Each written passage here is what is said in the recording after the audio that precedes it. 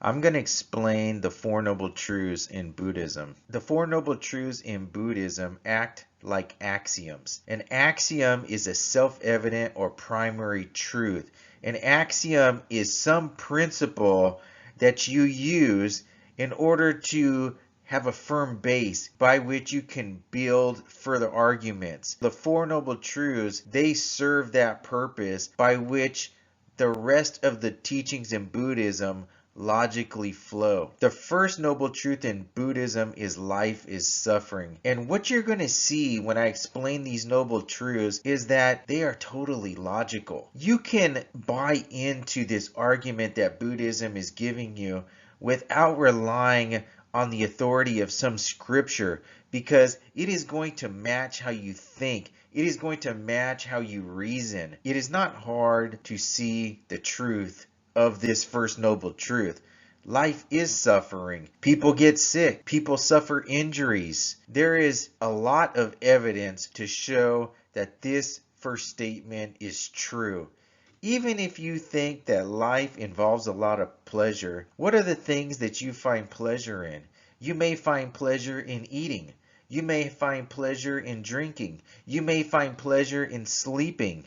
Well, what causes you to eat? You're hungry. And what is hunger? Hunger is a type of pain. Well, think about sleeping. Sleep might be pleasurable, but what causes you to sleep? Pain. It is somewhat painful to be awake and to continue to try to stay awake if you're sleepy. If you sleep too much, that also causes you pain.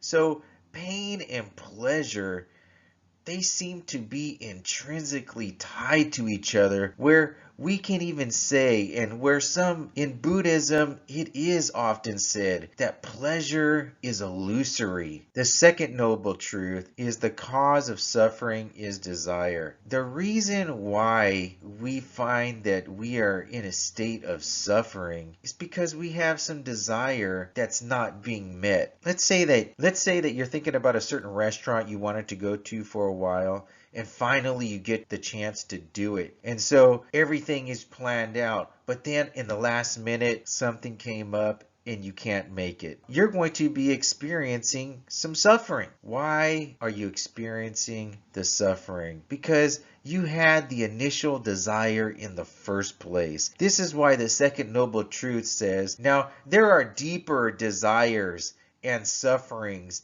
than just not being able to go to the restaurant that you planned on going to. But at the root of them all is some desire. From these two truths that I've went over so far, we can see that the second noble truth, it follows logically from the first noble truth. The third noble truth states that the cure for life suffering is overcoming desire. This also follows logically from the first two noble truths. Just seems to be pretty much common sense. If the cause of the suffering is desire, then it follows that getting rid of the desire will alleviate the suffering. Here is where Buddhism offers the solution. If Buddhism, or any religion for that matter, offered no solution after pointing out the problem, then nobody would ever join that religion. But Buddhism and all of the major religions, they have a lot of followers. So they must be offering some solution to the problem that they are pointing out. And the solution that Buddhism is offering for the diagnosis that was just made is the fourth noble truth.